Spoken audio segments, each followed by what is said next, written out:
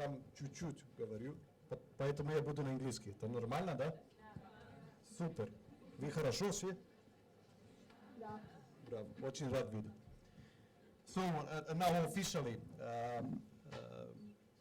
I would like to take a few minutes just to introduce myself. I'm Alexandar Rужевич. I'm general manager of Coca-Cola in Russia. Coca-Cola in Russia is present for past 25 years. So 25 years ago we opened our first plant in Moscow. Though as a brand we are present for last 40 years. Actually next year we are going to celebrate 40th anniversary of first introduction, official introduction of Coca-Cola during the Olympic Games in Moscow, 1980. So this was something which was a big milestone for us. And actually I believe that this is the day of the entry of, formal entry of Coca-Cola in Russia. So we opened first plant in Moscow 25 years ago. Today we have 10 plants. So from St. Petersburg to Vladivostok, we have 8,000 employees. Something which is very important for you is that 44% of our employees are aged 22 to 29 versus 25% which is average of Russia, which tells you a lot about how much we are able to attract young talents and future leaders, and how much we care about the talent pipeline and young people who are basically the future of our system and our organization in Russia. So this is short about the organization which I'm leading. I'm 22 years in the company, and something which is also very important for you, that once upon a time I was one of you. So, and that's why I'm very much familiar, and I very much like these kind of sessions. I started in Coca-Cola from the entry position. This is also something which is important for you. I did not enter in Coca-Cola as executive, as a director.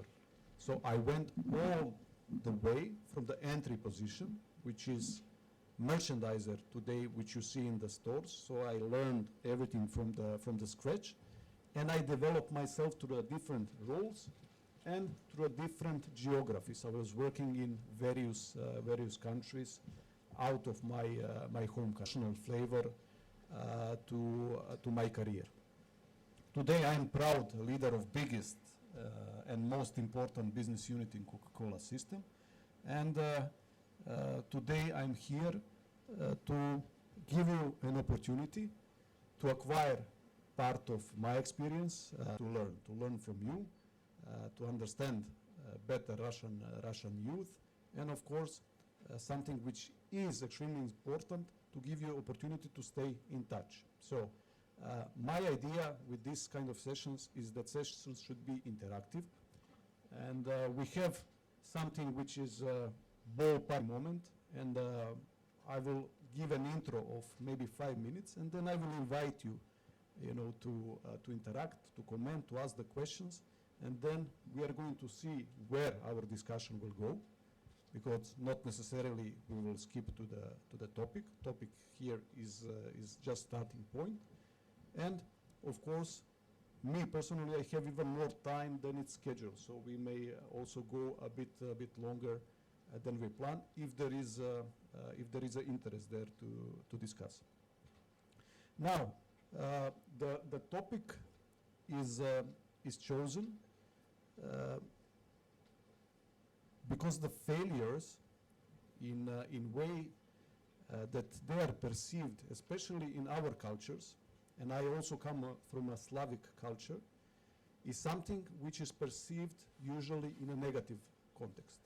So the way that we were born, raised, educated, is the way that we are strong, we don't make mistakes, we are always right, and it's very bad to show vulnerability, to show that we cannot do things right, that we cannot do things right from the first time, which ultimately goes against what civilization is.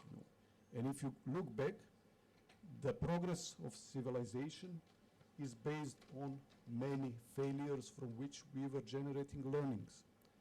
And there is one saying that big achievement, big innovation is just a last piece in a chain of failures, chain of mistakes.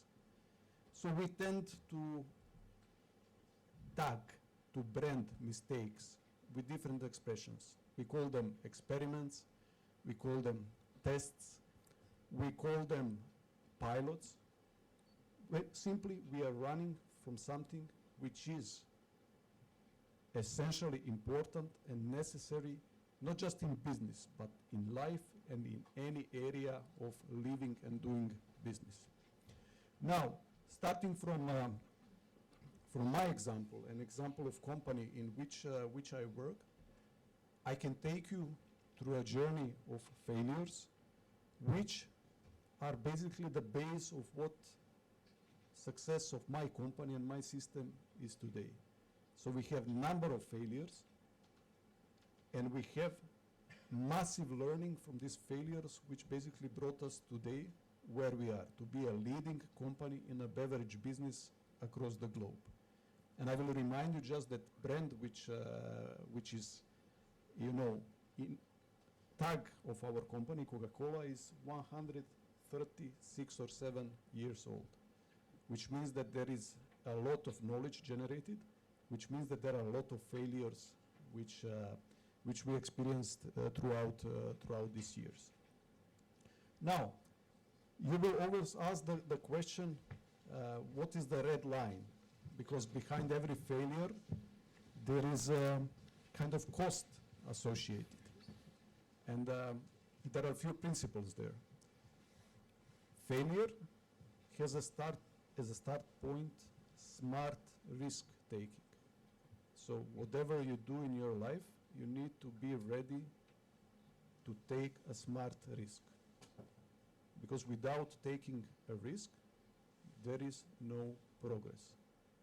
If you take a risk, you're entering in the area which is unknown to you, and there is no guarantee, you are not confident that you will succeed. That's why the risk which you are taking has to be smart, and the risk which you are taking does not have to influence negatively the whole business which you are running or the area which you are responsible for. I will give you a plastic example. We have in Coca-Cola core business. Core business is Coke or Bonaqua.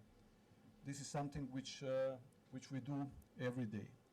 And there is a very little of risk taking with these brands because they're established brands, 130 years. You go with line extensions, with new flavors, with Coca-Cola Zero, Coca-Cola Vanilla, and this is something which is proven that it's worked. Now, when you enter in something which is completely new, and I will give you an example also from Coca-Cola, for example, plant-based dairies. So milk, which is not from the animals, but from the plants. This is something which is completely new for the Coca-Cola, but we know that there is a high value of this category, and we know that we need to enter in this category. Now, this is the area in which we are taking risk. This is the area in which we are ready to make a mistake. This is one of the biggest failures that I experienced in Russia last year, because we entered in the category, we entered with big ambition, but we didn't have enough experience, enough learning, and we paid the price. The price for Coca-Cola system was not big, so my loss was 1 million euros. For you, it would be big loss, and I'm not sure that you will be ready to experiment and to be ready to lose something which most probably you don't have. But for us, was failure. For us, was big loss of around 1 million euros, but something which we generated from this was fantastic opportunity to learn about new category, new segment, new consumer habits, new shopping patterns, the way and dynamics of the category, which is very profitable and in which we would like to stay and to grow. And already this year we are doing things different based on failures, based on learning from these failures, and we are progressing well. Now, there is also principle about technology, how you treat failures today in a different era, in an era of digital, in an era of technology which is developing fast. In order with the innovations not to impact your core business, and I will again use example of Coca-Cola. Core business for us is Coca-Cola, it's Bonaqua, everything which you see in stores, which is basically part of Coca-Cola portfolio. Everything which is new, which is disruptive, like I mentioned plant milk. We are going to enter in some other categories like energy bars, snacks, cookies, believe it or not. All these things will disrupt the market, but we should protect our core portfolio. Core portfolio should give core of profitability, so should give us a scale, and then these small things we are taking out of the system, forming small teams, we call this agile teams, of 7, 8, 10, 12 people, usually young people. So also you might find yourself in one of those teams, because we need fresh thinking, we need different brains. We don't need necessarily Coca-Cola infected brains, Coca-Cola professionals. We need young, smart, fast thinkers who will be able to help us to shape the strategy about new streams which we are going to explore down the road. So we are taking innovations out of the system, we are forming small agile teams, we are giving them a budget which is basically a red line. So whatever budget I give to the agile team, this is the budget that I'm ready to lose. This is the price tag of my failure. So I'm ready to write off this money. I already forgot this money when I give this budget. And then I give them opportunity to work on the innovation, on new solution in a completely unconventional way. You have all freedom to think yourself, to apply the experience which you have, to apply ideas, to use technology, and to finally present in a given time the product or solution or a new way of doing things which is going to change completely the way that Coca-Cola is operating now. So this is in short about the importance of failures, because again, they are in the heart of every progress which this civilization recorded throughout the centuries, and every business is based on failures. This is about few experiences which I went through, and there are many in my 22 years of career. This is something which I would like you to take with you. So be ready for smart risk taking, be ready for the failures, be ready to learn from them. Otherwise, you are not going to progress as fast as you could or as fast as you would expect to progress in your careers and your lives. I would like now to make a small pause here and then to open now the floor and to see how our discussion is going to progress. So I'm looking now for somebody who will be icebreaker with a question or a comment.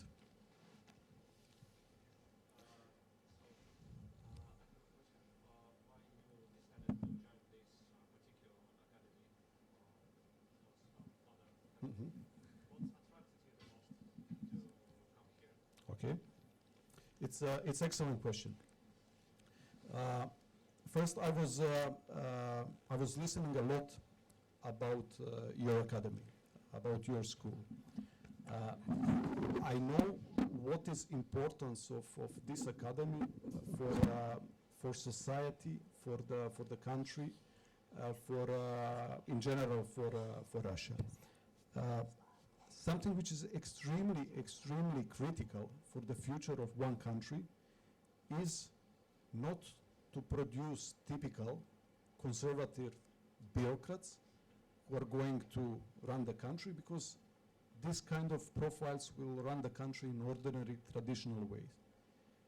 What you need today, not just in business, not just in science, but also in politics, in government, in institutions, you need new ways of doing things, you need new ways of thinking, you need what we define, ballpark in two divisions.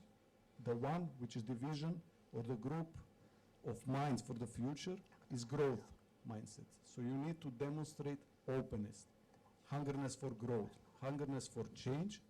So doing things, right things, but in a different, faster, more effective way, and not to slip into the being bureaucrat from day one to last day of your career to the moment of retirement. So you need to bring the change, you need to put a stamp, you need to bring everything which we are doing on a different level. So you need to demonstrate growth mindset versus what usually we see in the institutions, which is fixed bureaucratic mindset, which is closed, traditional, old-fashioned, not ready for innovations, not ready for changes. And that's why I'm very much inspired with young people sitting here in this room, preparing themselves for something big, something very important. And that's why I would like to contribute with my experience and to try to stimulate you to think in open, progressive way, even sometimes considering the roles which not necessarily are looking as the roles that can bring this kind of speed, innovative thinking, growth, stimulated thinking. So this is the reason why I'm here. The second reason is that we deserve each other. You know, I consider myself successful in what I did in my career, but also what I learned about university, that this is the core of successful young population, which is going to be a base for the future leaders of Russia. And that's why I believe you should be exposed to best possible real life experience, which you will be able to attach to your theoretical knowledge. There are these two very important distinctions. I mean, at the moment when you go out of university, you will be filled by theory, and then only real life will start. I'm trying to give you a bit of a touch, an opportunity to experience what real life, real business, real situations are.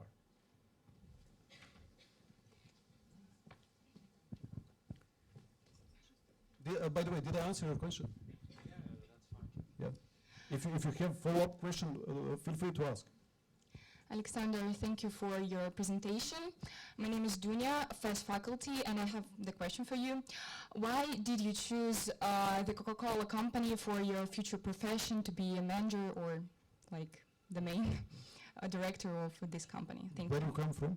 From Russia, from Moscow. Okay, very atypical name. Really? Beautiful name. Thank you. Yeah, we have the same name in my country, that's why, and I haven't heard it in Russia. Yeah. So, a fantastic question. And you know why it's fantastic? Because I was one of you. By education, I'm a lawyer. So I graduated law. And whole my, throughout the years in a school and university, there was one big motivator for me to become a lawyer. First was, I wanted to, you know, as on a principal level, to bring justice to people, to contribute there, you know, because I believe there is a lot of injustice, you know, around the world, and I wanted to contribute positively. Second reason was also strong. Throughout my education, I was running away from math, from figures. I didn't want to have anything because I believe that I'm not good in math. You know, but you see how destiny change your ways. Now I'm every day, every hour, every minute with math, with figures, with percentages, with margins, with, I mean, you name it. So you never know. Now, I was born and I grew up in a very small country. I come from Serbia, you know, and I finished my university during the 90s, which were very dark years. It was dark decade for my country, you know.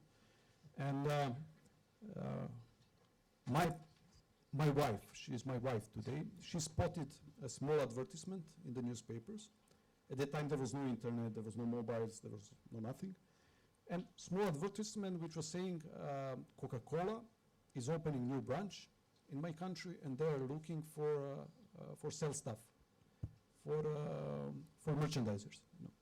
And she told me, listen, I mean, things are not going well in our country.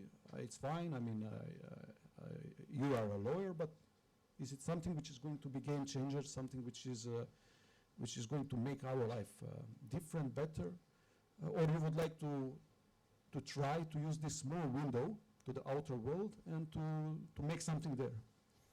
And then she forced me, I filled the application, and then she took it and she put it in a yellow mailbox in our city, you know. Even today when we drive, sometimes next to this, it's still in the same place, we remember of that day. And I went through the process and I was accepted, and then my journey started. And this is the second university which I finished. This is my MBA. This is my PhD, which I went through in this system. And it was from day one till today. It was filled with everyday learnings and opportunities, first to learn different things, to be in the heart of innovation, to understand disruption of technology, to open my horizons, to travel a lot, to get the best possible education provided by my company, because my company was sending me to the best global universities. And also, I managed to fulfill my dream. And I will share now with you what was my dream. So when I entered first day in a sales room, it was 70 of us. We started 70 of us same day. There was a big map of the globe on the wall. At that moment, 22 years ago, I said to myself, now I'm joining the big, powerful system, and I would like to make a difference. I would like to make a difference for me, to prove that somebody who is coming from a small country under sanctions with a completely different starting point versus my colleagues from UK, from USA, from France. So we need to admit that we have different starting point. We need to work much harder, you know, to achieve whatever they're getting like this.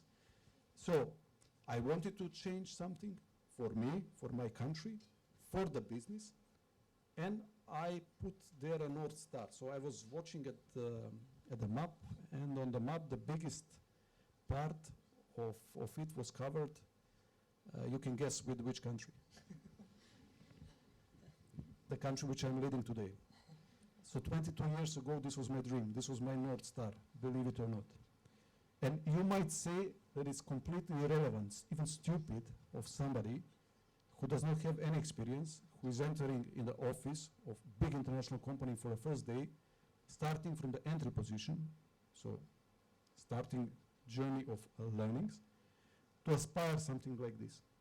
But this is the star which was leading me up today, you know. Now I have a different star, you know, because I achieved what I achieved, and my journey is not over. But this, my next star, will always have a Russia as a part of it. Because what I did in Russia in my, I'm now 18 months, it's something that typical average professional and average team could not do in 5 or 10 years. So we did a miracle, we did a transformation, and I'm enjoying in this. I'm enjoying in working with my team. First, I enjoyed very much in transforming my team, then learnings, which are really every day.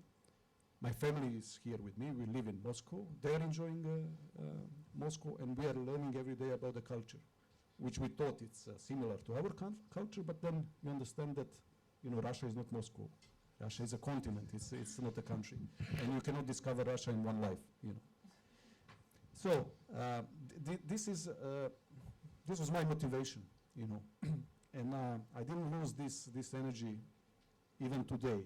I mean, it's so strong as it was first day. Still I have this shine in my eyes, and I'm really hungry for more, for growth, for more learning, for more interaction with people, which I enjoy a lot. And I do a lot of these sessions. And in these sessions I like exactly the most one moment. And this is the moment when we switch from dry theory to what we are doing now. So me passing you my experiences. So everything is possible. The small guy with zero knowledge about the business, with legal background, coming into the world of big international players and coming to the point to lead the biggest country in the globe. So when you mention, and this makes me proud, me personally, because I contributed, when you mention my country in a head office of Coca-Cola in Atlanta, everybody stands up with respect. So this is something which I contributed a lot and makes me proud. So don't take a prisoners. I mean, go brave, go fast, go strong, make mistakes, not stupid ones.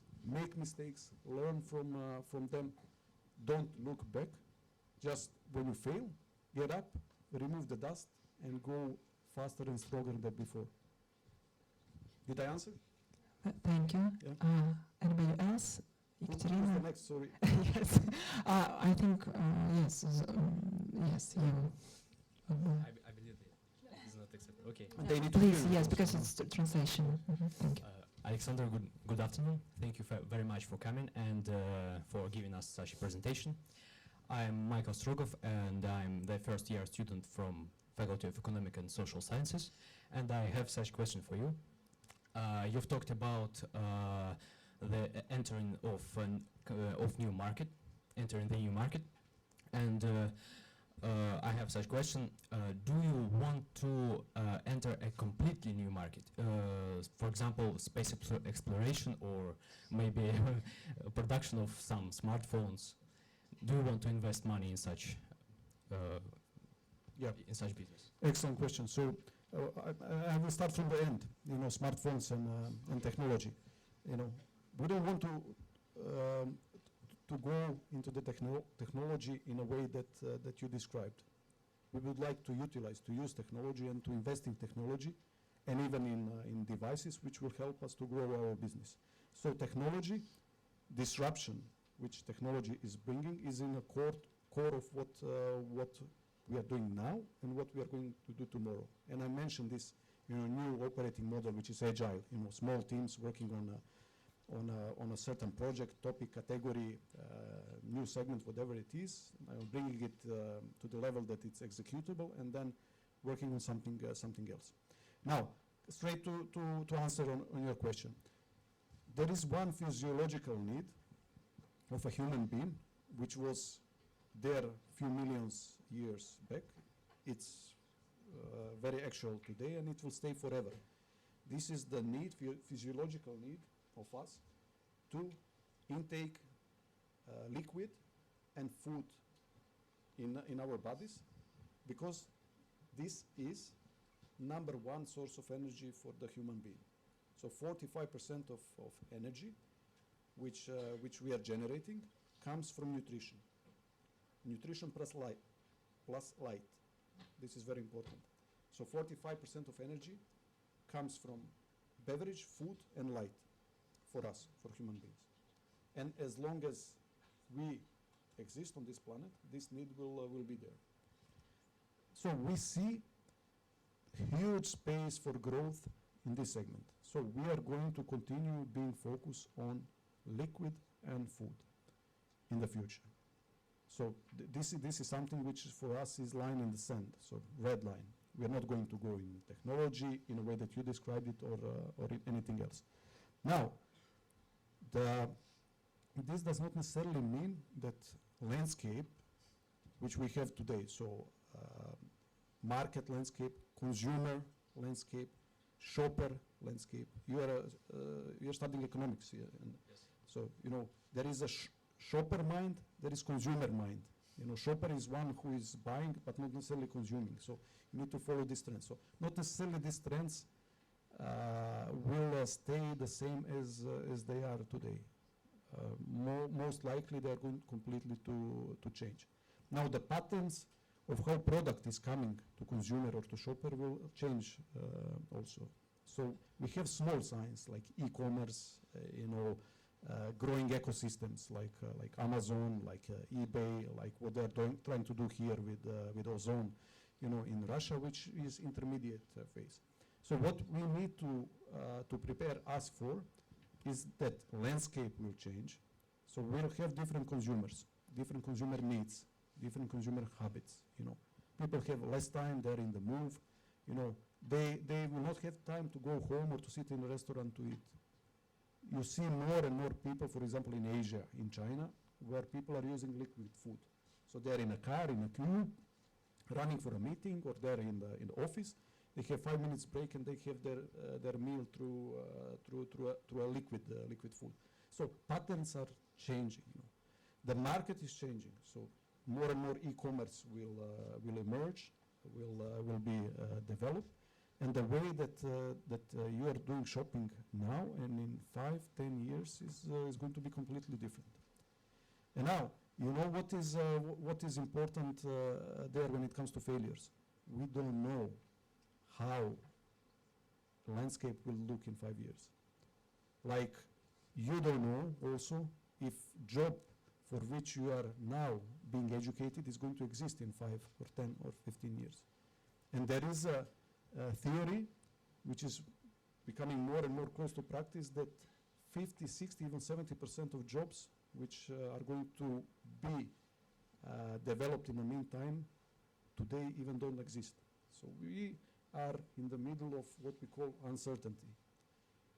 Our job is to prepare ourselves for this, to keep us relevant, first with portfolio of products, second the ways that we are going towards consumers and shoppers, and the channels through which we are penetrating to them. So these are our focuses. To build unbeatable, we call this 24/7 portfolio, which is addressing every single occasion. So 24/7 means that I am giving you the proposition in my portfolio which you could use around the clock. So different products. Then I'm anticipating the change in the channels, which are going to exist tomorrow, today they don't exist. And then also your needs, what your needs will be. So this is now a trio which will determine the role, the speed which our system, and not just our system, any system which today exists, is going to take. Either we are going to disappear.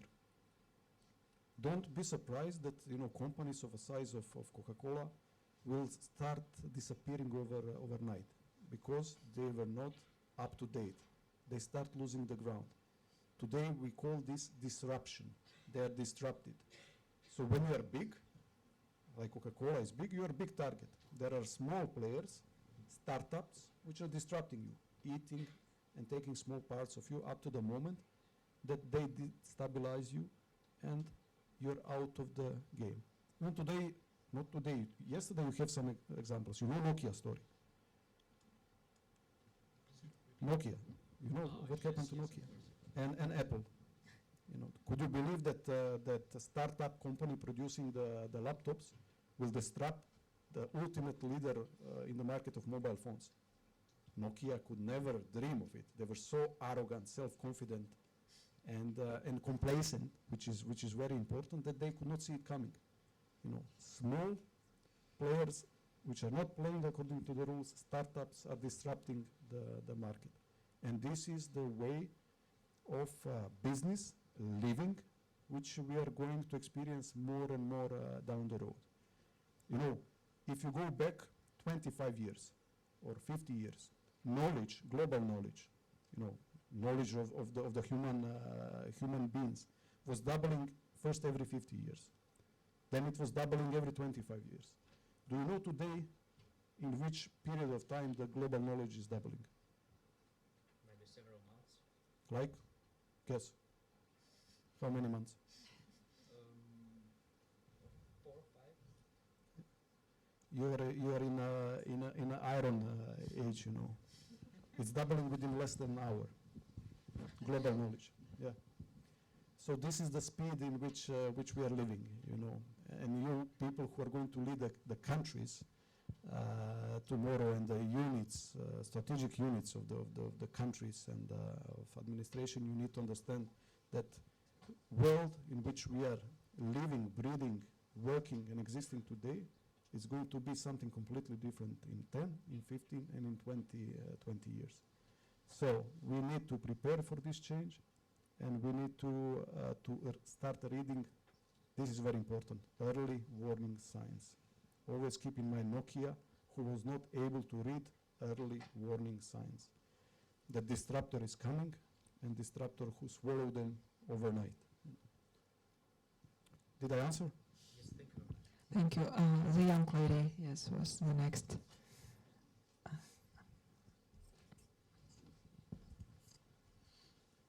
Thank you. My name is Anastasia, and I study advertising and public relations. And I have a question. We are here in academy are taught that businesses have to adjust and adapt to the changes in the market and the environment around it. And given that there is a huge trend towards using ecological materials and minimizing waste, and considering that Russia has not yet established the laws that regulate the recycling, how does the Coca-Cola company in Russia respond to that issue? Maybe does it attempt some actions toward this movement? Thank you. Like my public affairs director who's sitting here, like she asked you to ask this question, you know. It's so relevant, it's so spot on. First, I will comment on something which you said, your first sentence. So on academy, you are taught that businesses needs to adjust to new reality. Yeah. This is the way which will lead to business dying. This is the way for business to die. If you adjust yourself to the change around you. The way that business will be able to survive and the way that business will be able to grow is to be ahead of curve of change. So you need to go from the reactive to proactive mode. If you are following the change, you will be swallowed. You will disappear because no company, no entity, no individual can follow the speed of change. Now, we as a big system with big available resources would like to be masters of our destiny. The only way to do this is to be ahead of curve of change, to read early warning signs. And the area which you mentioned is massive threat for our system. It's something which is so dangerous that it can swallow us overnight, literally, because of speed of communication which is happening today. So today, through apps, through technology, you can communicate and you can spread globally a word within a minute. You know. And we looked at ourselves, so we put a mirror, we looked at ourselves in a way that people are looking at us. And there are people who likes our products, who likes our brands, likes magic around Coca-Cola. They know that we have very diverse portfolio. We are producing everything from water, juices, energy drinks, iced teas, I mean, you name it, everything. But we are Coca-Cola, you know. So there are a lot of people who likes us. But there are a lot of people, organizations, institutions, who does not like us. Because they see us as global polluters. You know, we are polluting the oceans. We are killing dolphins, whales. We are polluting the land. We are generating too much waste. We are contributing to obesity. Our products are sugary, you know, so people are getting obese because of this. They're getting ill because of this. So they see us as a threat. Now, you have two choices. To look the mirror, which will tell you you are nice, big, great, magic, wow, I love you. Or the mirror which will tell you you're the bastard, you're the killer, you're the polluter. So it's simple choice. Our choice was to look at the mirror which was telling very bad things about us. And our choice was to recognize what is our role there. And the fact is that throughout our supply chain, there is a waste which is generated, which is out there, you know, on the planet. And it is a problem. And now, you can decide either to avoid the problem or to ignore the problem, either to be part of solution, not part of the problem, because by default, you are already part of the problem. That's why we went very much upfront. we went with the program, global program, which is articulated by chairman of Coca-Cola company, Mr. Quincy, and it was tagged as world without waste. And there are specific targets which Coca-Cola system is committed to in order to be able up to 2030, so within 10 years, to be able to collect and to recycle in a very safe and secure way the whole amount, 100% of the waste which we are generating globally. Now, consequently, you said the Russian legislation is not that advanced in this area, but we are trying to go ahead of it. So we are introducing the projects and agendas which are related to waste collection and recycling. We are committing ourselves upfront to collect and to process the waste. We just a few months ago signed also the contract with Kazan, which is going to be first zero waste city in Russia. Together with us, they're going to run this project. And just 2 or 3 days ago, Ira, if I'm not mistaken, we signed a calorie pledge, which is about our commitment to reduce the calories, so sugar content in our beverages. So we are working on multiple levels. You know, first we are designing our portfolio in a way to be perceived in a much healthier prisma. You know, so we have a lot of waters, a lot of functional products, a lot of low calorie or mid calorie products, a lot of organic, natural ingredients there, and we are building our portfolio in this direction. The second, management and dealing with waste through portfolio, but not just through portfolio, also through the different programs we are dealing with calories and obesities. So you see, on multi levels, we are working proactively to address something which is not that much high on agenda in Russia yet, but it can come overnight. You know, Russia might decide to this evening to adopt EU regulation about the plastic, about the sugar, and to implement it in Russia. We need to be ready for this, because for us it's a matter of survival. So because this kind of decision can just wipe us from the market overnight, and then to continue building our business in one of the most important markets globally for us and any FMCG company, and to stay relevant and to be good member of the society. Keep in mind that, yes, we have global brands, but we are a local company. We're employing 8,000 people across the Russia, directly. Indirectly, 60,000 more through our suppliers and partners. So it's almost 70, 80,000 people. It's a lot. So we are here to stay. Russia is our key market, but also we are aware of the impact which we have on society, on the nature, on areas like obesity, health of the nation, and we would like to be positive contributor to all of this, which requires a lot of change, a lot of initiatives, a lot of investments, you know, disproportional investments, huge amounts of money goes behind these initiatives. But we are ready to do this, and ready to do this even more, because we care. So this is in short. Okay, not in short. I needed to give you a bit extended view on this, because it's so important. It's so vital for Russia, for our consumers, for our shoppers, but also for us as a company here and our employees. So we are going to be always the one who is going to drive solution, so part of the solution, even if we are perceived as a part of the problem. And this is proactiveness which I was talking about. Did I answer? Yeah. Always tell me if there is you need clarification, question. Don't leave anything unanswered.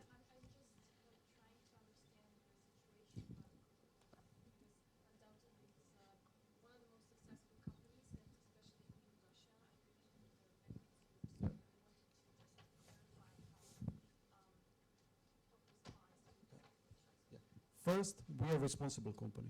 So quality, safety of our products and well-being of our consumers, it's our priority. You know, without consumers, you don't need a business. You don't need a portfolio. Without healthy aware consumers, you don't need a business. And consumers are more and more aware about healthy trends, about pollution, about what is good, what is bad. We would like to be ahead of a curve, to contribute to this positive evolution of thinking and mindset, which anyhow is happening. Good. Next one, yes. Yeah. And then you, yes? Yes, but the young man.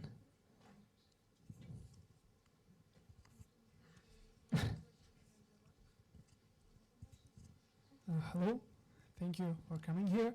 And I have a question to today's topic. And what is the biggest failure that you had that made you better?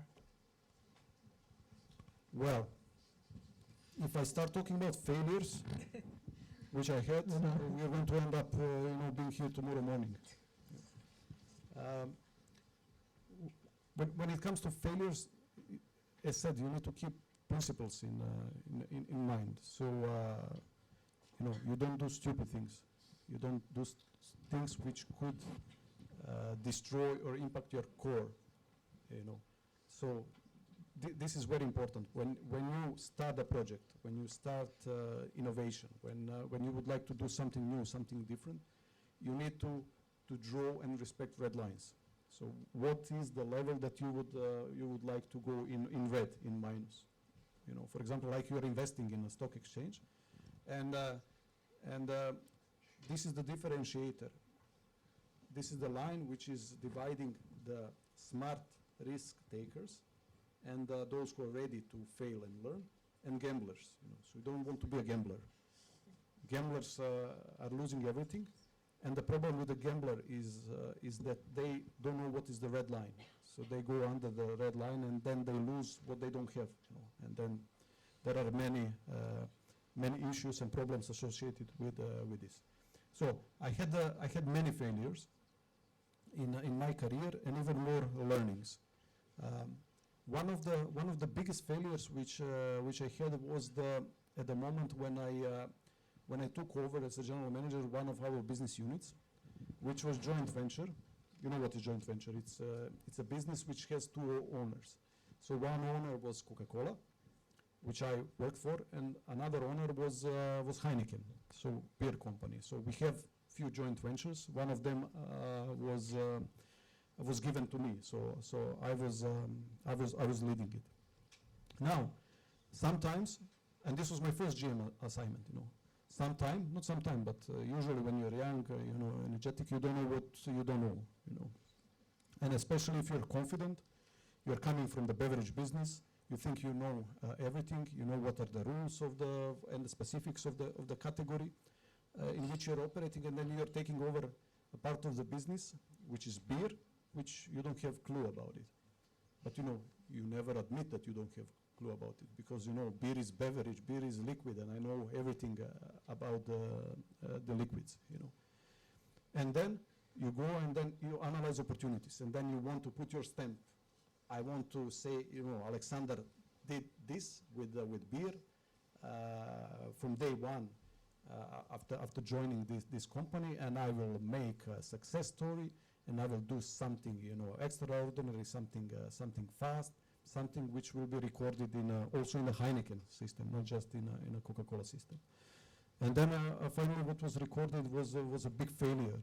And it was recorded as a minus of more than 3 million euros, which I needed to explain, because I went with the innovation within a beer segment, which I believed that it's going to be a replicated trend from one of the developed markets, in which you have decline of the category of beer, so beer consumption is going down, but consumption of beer-like products, like ciders, you know what are ciders?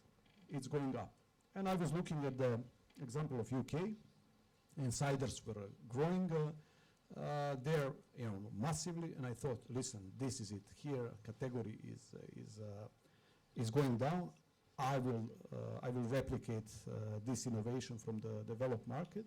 So I put the whole organization, so core, marketing, sales, I alerted them. We had best possible execution, best possible product, We have best possible advertising. We have a multi-million investment behind it. We put the product in the market, and like we were sitting and waiting, show to start, and show never started. Show never started because after few weeks I was in the situation, because it was very short life product, short shelf life, to start receiving returns from the market and to start recording this in my P&L as a minus, which amounted to 3 million euros. Now, luckily, this was within the borders of the risk which I put, next to the project. This was something which did not damage our core business, but disrupted a bit during these months. So this was a great learning of young, first-time GM, that you cannot eat everything which is flying. That you need to sit, to learn. You need to have this maybe small team to choose one small area or one customer and to pilot new product and to see dynamics of the product, and then to scale it up to the rest of the market. So, I was younger, I was faster, especially in the thinking. I was hungry of success, and I wanted to do things overnight without proper risk-taking and proper projection of how failure should look like. So this was great learning for me, and this, believe it or not, is written also in my profile on a positive, on a plus side. This guy went through this experience there. After that, he's very much structured and very much takes care of how to go through the risks and how to prepare himself and organization for possible failure. This not to impact the core business. So this was one of the biggest and most painful failures, and this is selfish, which I'm going to say, but this minus didn't hit my company. It hit the other stream, the green guys, the Heineken, which didn't make them happy, but also they generated some learnings for similar markets, and they were much more careful how, in a way that they were expanding ciders in other similar markets. So it was also great learning for them. I answered, or you want more failures? I don't think so. Thank you. Any? Well, yes. After. Young lady. I don't know who was the first. So, Alexander, do you have any doubts about spending a lot of time in one company? Maybe it was boring sometimes. I mean that maybe you wanted to try yourself in different spheres. You said boring. Yes. Boring. In different spheres during these 22 years. Excellent one, and you're a good audience to hear also somebody who is 22 years in the same system. First, the most of the FMCG companies, they have successful ones. They have certain principle, and this principle is that high percentage of leaders in those companies, in those systems, are internal, meaning that they were picked, they were offered a position, they were offered opportunity to develop themselves, to educate themselves, and to grow throughout the organization. I will tell you, as somebody who has mileage now, 22 years in one system, that it's extremely difficult to enter in Coca-Cola or P&G or other big global FMCGs from the position of executive. It's very, very difficult from two reasons. First, you don't know dynamics of the categories, of the businesses, like you know your own business. So there are different dynamics of every category. Second, and this is even more important, you are not accepted by organization. We, in Coke, I mean, I will whisper this, but we hate external hires. We hate them. We hate them because they don't have same DNA. They don't have Coke in their veins, and they got something that they did not earn. by spending and investing years in the company. So they got everything in one day. We don't like it. We don't accept them. We make their lives difficult. We would like them to fail, but to fail to extent that they need to go. So this is how we treat, in most of the situation, external people. So we are an organization very much focused on our internal pipeline. We are the leaders in the categories in which we are operating. We know the best, and we would like our people to get an opportunity to go throughout the levels and to go themselves up to the level that I am here today, or even higher. Now, you're talking about being bored. Maybe you will have experience in FMCG in the future. I hope that you will, because you will then understand that you can associate FMCG with everything, but with the word bored. So there is nothing boring there.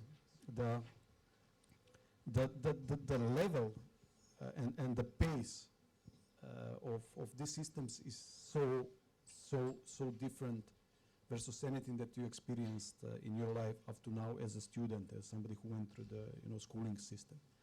The opportunity first to learn new things, to get better education, to travel around the world, to meet different people, to learn new segments of the businesses in which we are entering every 2-3 years is immense.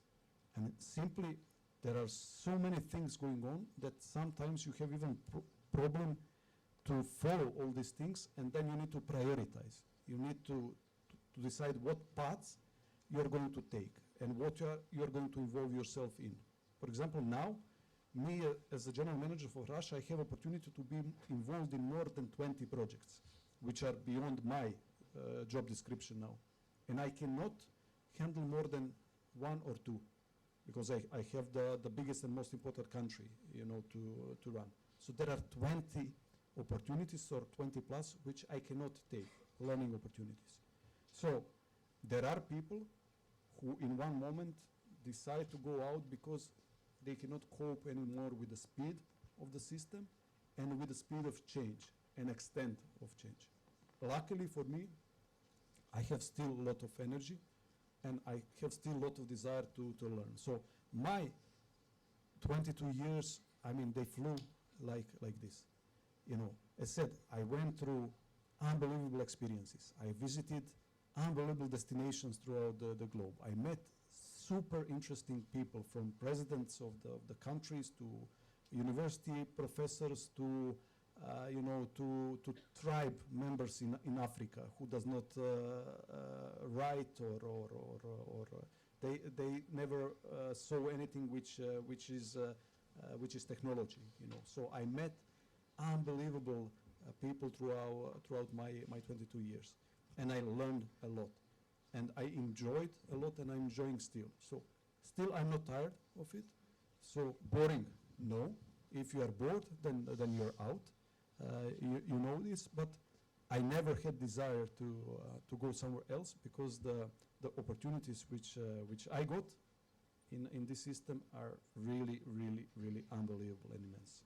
So for the time being, I'm here, and I intend to stay.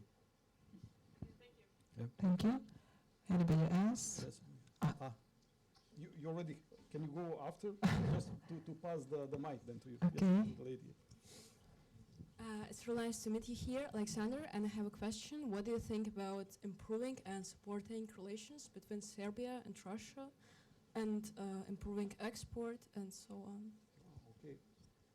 Ira, you have some fingers here. Okay. So, Serbia is a small country, 7-8 million people. There is one thing which is specific about Serbia. Serbians, they love Russians more than Russians love themselves. Yeah. It's crazy, So if you go in Belgrade, which is capital, in the pedestrian zone, then you will see more Putin than you will see in Moscow or anywhere.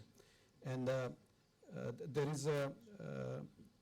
is statistic done by Ipsos, it's a respected source, that popularity of Putin in Serbia is on the level of 82%, and popularity of our president of Serbia, Serbian guy, is 56%. So you can imagine, I mean, how we are crazy about the Russia. Which then I will tell you also something which is interesting. Does not come from us knowing Russia. 97% of Serbians never interacted with Russians, never visited Russia. So it's a myth of a big brother, you know. Big brother which sometimes in history let us down also, you know. So we have also some bitter feelings and emotions when it comes to Russia. Now, between Russia and Serbia, there is a good and healthy relationship, which is a bit painful for us, for Serbians in Serbia, because we are the only country in the globe who did not introduce sanctions to Russia. So all other countries, which are EU or in Europe or from that part of the world, introduced sanctions. So we did not, and we don't intend. The second, we have free trade agreement with Russia, so zero duties. And just few weeks ago, we signed agreement with the Euro-Asian Union about special ties, which is basically even making our relationship bolder and stronger. Now, me personally, I wanted to make an impact there, because trade agreement is in place, but the export and import is mostly one-sided. So it's mostly import from Russia, and it's mostly oil and gas. So it's not something which is, I mean, utilizing opportunities which are there. I would like to make an impact and to change things. And this was the reason why, I believe 10 days ago, Ira, we went in Serbia. We had a meeting with the minister who is responsible for our cooperation with Russia. And I initiated the forming of the Russian-Serbian Trade Association Council, which is going to define the areas, to define the paths, the categories, the products in which we can accelerate exchange between the country. First, trade exchange.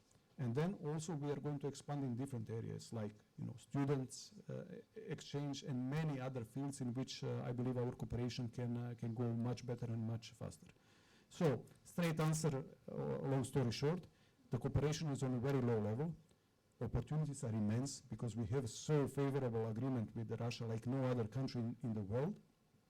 And me, personally, I would like to do my best to contribute to this and to utilize and to build on the fact that I'm Serbian in Russia, working here, and to help the ties of two countries and two nations become even stronger.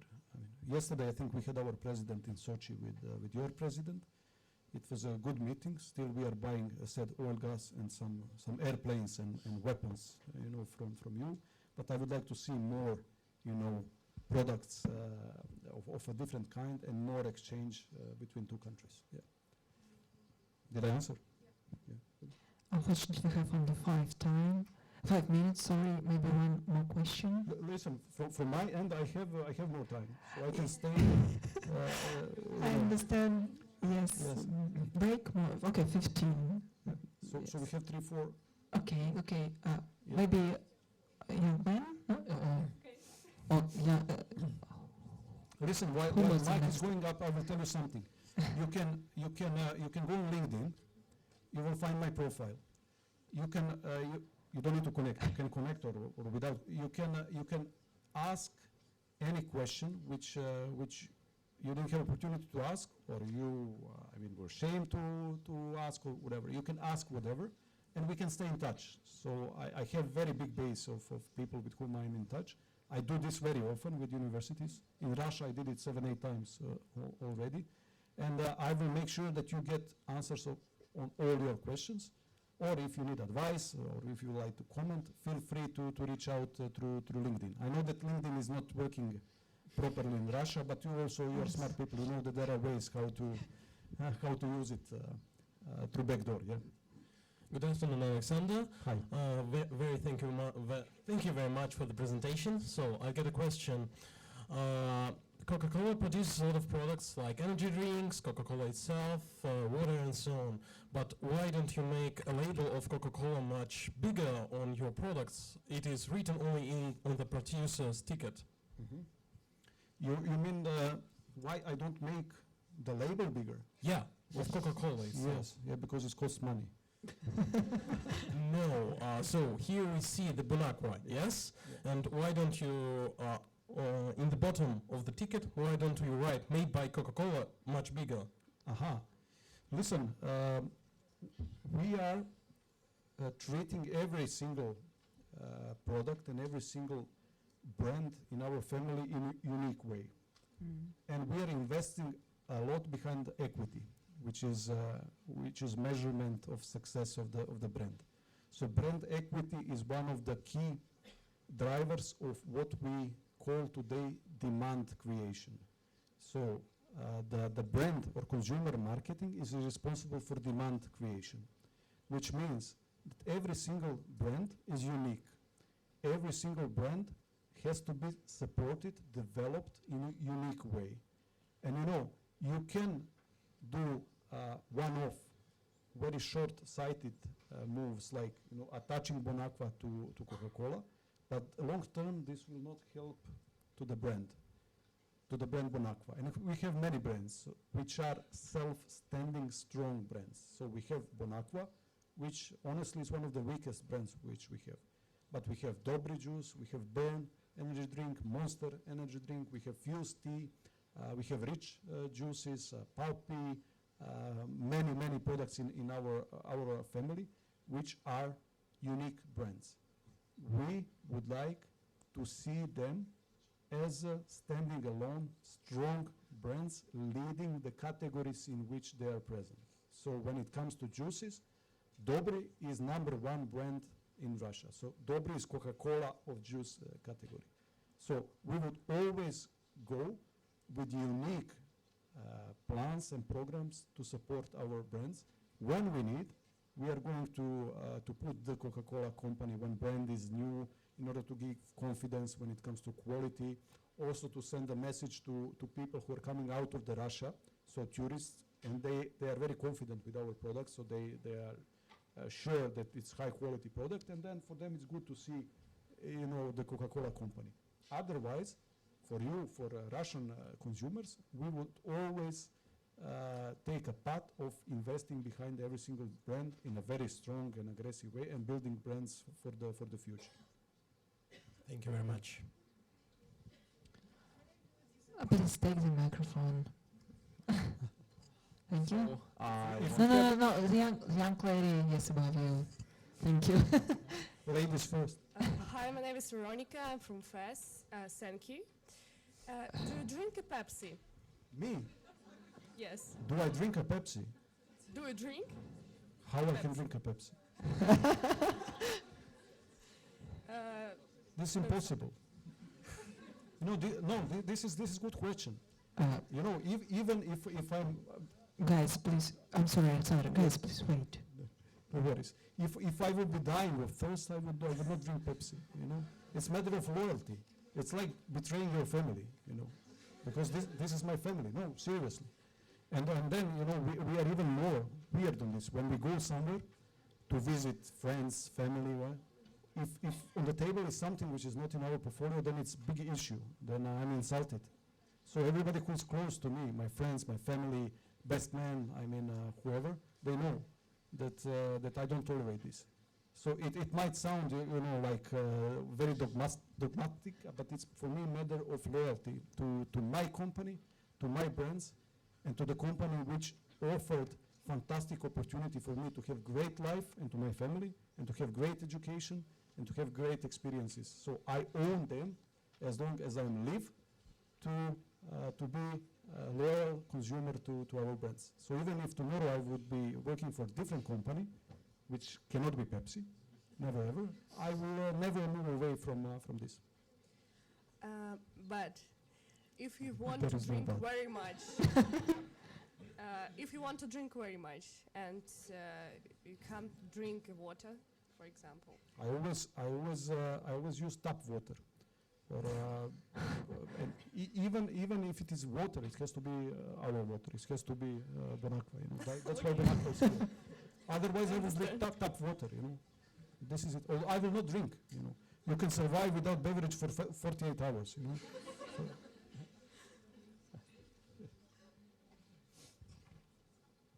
But you know, there is something interesting. You also need to know enemy, not enemy. They're not our enemies. They're, you know, we are sharing same consumers and same categories. But you know, also, that's why we are using the focus groups and consumer taste preference tests to understand where they are better and to make our products better. Maybe, yes. One more, yes? One more, yes. Okay. A young lady. Yes, as a third row. Thank you. Please. Okay. I wanted to ask, do you really think that they are your competitors or no? So could you go just louder? Could you repeat? Do you think that they are your competitors of your company? You mean Pepsi? Yeah. Oh yeah, they are big competitors, but you know, they're just one of the competitors, because I see competition much wider than most of my colleagues. We are competing to what you guys, you know what we are competing for? We are competing to what you guys have in the pocket now. This is what we are competing for. So we are not competing with just with Pepsi. We are competing with everybody who could motivate you to take your 100, 500, 1,000 rubles and spend it on something. I would like to get as much as possible share of what you have in your pocket. So yes, direct competition are players in the beverage area, but all others FMCGs, like, you know, chewing gums, like cookies, but also, you know, mobile providers with the internet, megabytes, gigabytes, whatever. Whoever is taking money from you is my competitor. I see competition in a very wide way, and I advise you also to do this in the same way, whatever you are going to dealing with in the future as a competition, because there is a lot of competition everywhere, you know, and in every segment of the business and of the life. So I look at the competition in a very wide way. Also, this is an opportunity for us to grow our business in areas which you would not say that Coke will be ready to go in, but yes, we will. Thank you. Did I answer? Yeah. Good. I think, yes, we need to. Okay, so I would like to thank you for the time, for this opportunity. We'll keep in touch. Whatever you need, you're free to ask, write me, and I promise you that we'll have also continuation of the session if there will be an interest. So thank you so much. Thank you very much.